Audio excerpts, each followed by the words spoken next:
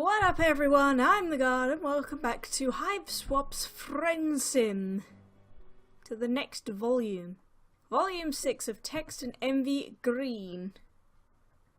Armed with your fresh heaps of hard-won cultural knowledge, you continue onto your journey. Troll life sure is complicated, not to mention troll romance. You really aren't interested in getting into all of that. Your life is complicated enough, and adding an additional level of angst on top of that really does not sound ideal. Friendship is all that you can handle right now. And boy, do you love to handle it. Just get your fingers all up in there and squish that shit around. We got some shit going on here. We got two.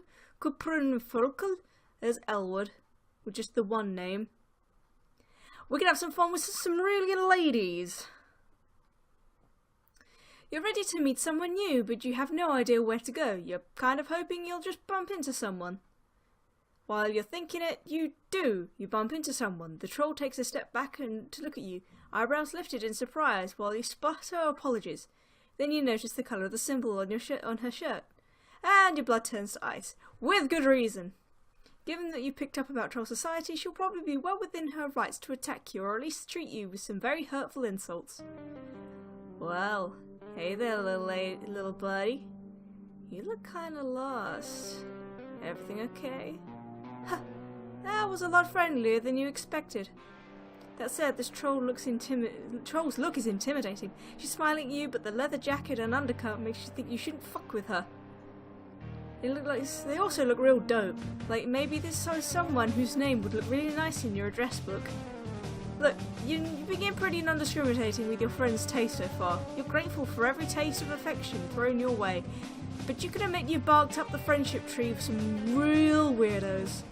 This time, you really want to be friends with this girl. In fact, it feels like earning her approval might even raise your opinion of yourself. Or your social cash. She's seriously cool. You tell her that you are lost, not that you have anywhere to be. Just seeing where the night goes, huh? Been there. I could tell you some stories. Oh man. I don't want to be rude, but you're an alien, right? You confirm that is one of the few solid facts you know. And you're going to hang on to that with both hands, whilst they're still your hands, and not grab pods or your gesture appendages or whatever. Neat. You call me Elwurd, by the way. I bet you have all kinds of cool alien stories. You wanna hang with me? I know a place here to grab a drink if you want. Does she mean platonically, or is she asking you out? It's really hard to tell. She's so cool and disaffected. If that was a date suggestion, she's gotta be the smoothest motherfucker around. Kind of hoping that she just wanted to get to know you better. She's beautiful, but she seems like going on a date with her will really be like a lot of pressure. Especially you just really want her to like you. She brushes a abrasive lint off her jacket, and your desperation for attention grows. You say yes. Oh yeah, alien time. Let's go. Wait, come on. Can't you just go hang out with someone without some kind of whole rigmarole? Rigmarole is such a good word. Are you fated to always be bombarded with branching choices, choosing randomly between fates that always seem to end in some kind of violence? There's actually two places we could go. You want to try the closer place or the farther place? Fine. Fine! You'll make another choice. You tell her that you're in no rush and the further place is fine.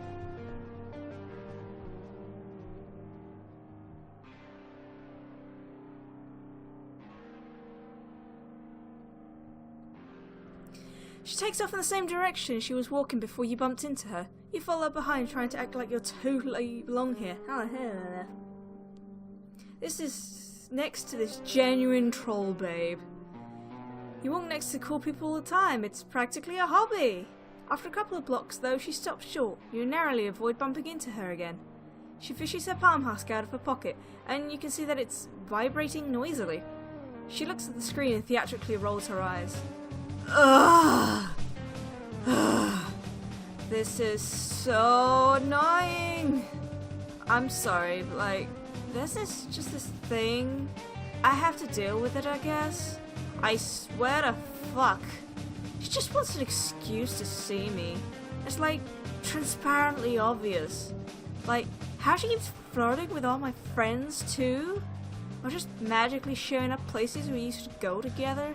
It's honestly kind of pathetic. Like, you're trying so hard to make it seem like you're over me that it shows that you aren't. Mamo! You know what I mean? You may not understand the specifics, but specifics? But it's kind of clear that she's including you in some kind of social situation she's dealing with. Wow! That's what you do when you're already friends with someone. You basically just skip to the front of the line. You nod and look sympathetic. You totally get it, you tell her. You have an ex like that too. Who is she trying to fool? Right? It's like embarrassing that we even dated. We were totally gonna request combat assignments on the same ship too. So dumb. Anyway, sorry, but I gotta get back to my hive. She just keeps bugging me about some shit she left there. I keep telling her I don't even think it's there. But she said she has all her belongings itemized or something. Shaking my head. Such a dork. I'm like the best thing that's ever happened to her. You keep nodding vigorously. Your neck is starting to hurt from all the nodding. You tell Elwurd that she's obviously too good for whoever this girl is. I mean, you know, but I gotta deal with her shit anyway. Anyway, sorry, it's like literally so dumb, but do you mind if we just swing back to my hive on our way out? It won't take long. She's like terminally punctual. She's already sent me her ETA on Google Maps. This is a real softball. No need to agonize over this decision. You tell her that you don't mind at all. She starts to head off, but then she stops and looks at you. Her brow furrows. You know, for an extra alternative, you're kinda cute. Oh, jeez. You start to feel flustered as she peers at you more closely. Are you gonna have to make it clear that once again you're only interested in friendship? I'm getting an idea. My ex thinks she's so cool because she's J-Cast and they have like a sacred duty or whatever. She makes a complicated motion with her hand. From context, you gather this is the troll version of jerking off.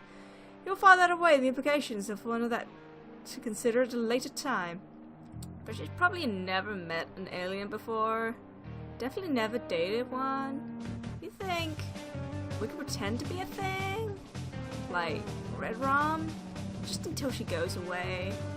She'll fully shit herself, I swear. Just so you know, don't fall in love with me, kid. Just kidding. Really don't, though. Your heart is beating at an unusual rate, and not even because of fear this time. Fake dating again? Do trolls do this a lot? There must be some cultural context that makes them turn into a fake date relationship for security. On the one hand, you experienced fake data by now. Elwurd could check your references. On the other hand, you know how this ends. You know this ends with you falling in love with her. There's literally no fake dating situation that has ever ended up differently. The last fake relationship, you did agonizingly circled the rim of romance before falling out and into your hands for a sick friendship rebound. But it was a close one. You might already be a quarter of the way in love with her already. She looks like the troll Natalie Dormer. I have no idea who that is. Let's just go with a cool fake date, I guess. You say that would be cool. You say it super casually, like you pretend to be in relationships with aliens every day of your life. Well, practically, I guess, with pale dating someone. Elwurd grins, clearly pleased. You sure thought this was the right choice. Then again, you thought that but only before to end up in terrifying, painful situations. Pretty confidence this time.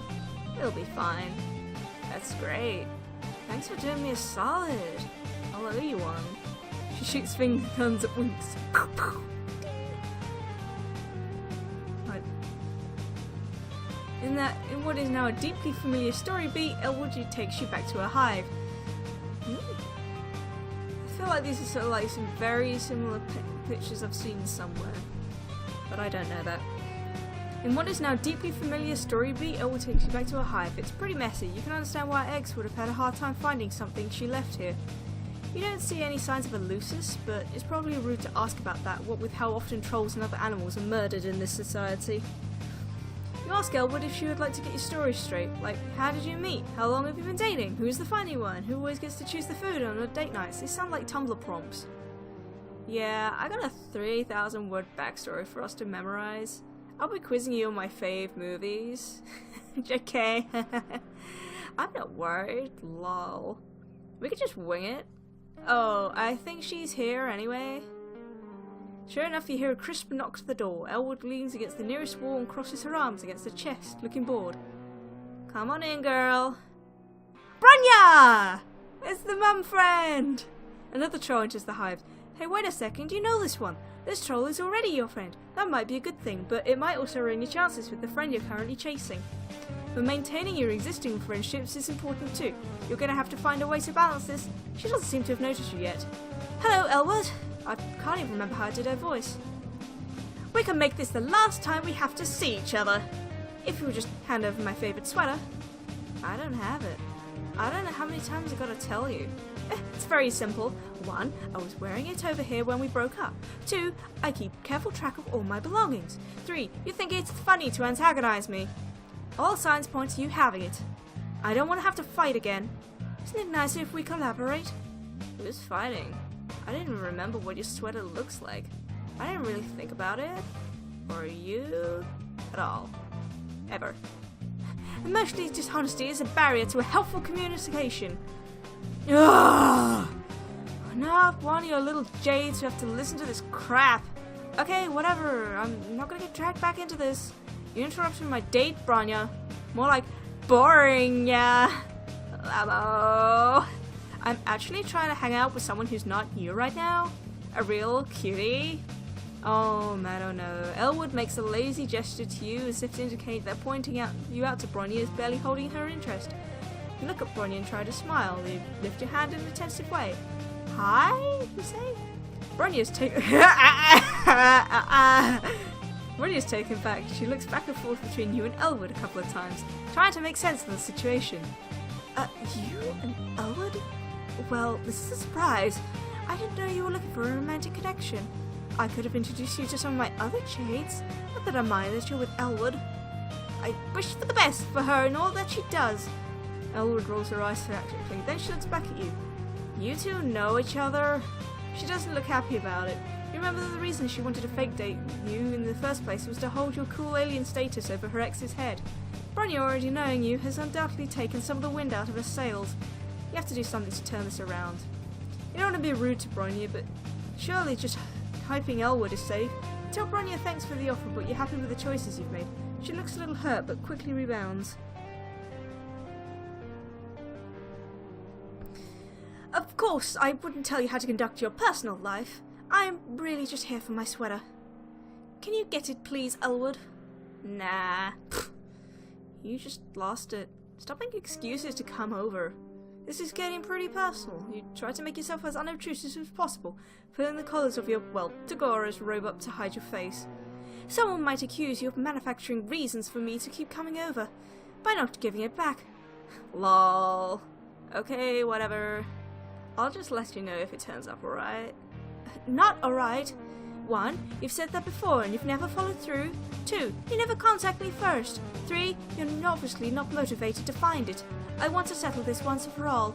It's time to resolve our conflict. Jeez. I didn't steal your fucking sweater. Look, I want to resolve this too. But now it just isn't a good sign. I can't let you just have some time with my new pal. Here. It does seem like a reasonable request. This may take longer than I would have liked.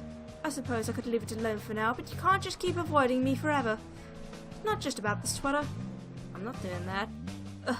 Didn't you get enough of talking about our feelings when we were actually together? Why do I have to talk about them now? That's very circuit of you. Let's talk about it later, then. I'd rather leave my friend out of it anyway. A friend? Wow. You breathe a sigh of relief. You don't have so many friendships yet that you could stand to lose one. You can now listen to the rest of the conversation without a touch more ease. I'll come back when you're more available. Please try to work with me on this. Thank you. Branya makes her way out. Elwurd watches her leave and then sags back against the wall, scowling. She seems to be in much lower spirits than she was earlier. Your heart aches. Friend or no, you want to see her cheer up again. You know what? She takes a deep breath and looks over at you. I do have her sweater. It's in the back of my closet. She starts laughing, you giggle a little too. What just happened here is an opening. You witness something revealing, and now Elwurd is in a vulnerable position. You don't want to push her or annoy her, but she did loop you in on this, and you can't waste an opportunity. This might be worth it to take a risk. You say, hesitantly, that it seems like Bronya was really desperate, like she's totally not over it. I know, right? I told you. You say that also it's okay to not be over it 100% yet. That even if a relationship was wrong and you're way better off without it, sometimes you can still feel a little sad, and that's fine. In fact, you say it can make you feel emotionally deep in an extremely cool way. You give her a little smile. She smiles back. Thanks for saying that. You're really nice. You didn't have to do all of that for me. Sorry for bringing you in this mess. Did you still want to get that drink? You're a good friend. Your heart overflows, and you beam a brilliant smile at her. You feel the warm bloom of friendship opening in its sweet petals in your heart. Friendship achieved! A Cerulean who didn't want to try and kill me! Isn't that a first? Right, let's think about it. So that's for part into 11 in Act 6. Thank you so much for watching. Stick around if you want to see some more of this or any of the bad endings. But for now, just sit tight and stay shining.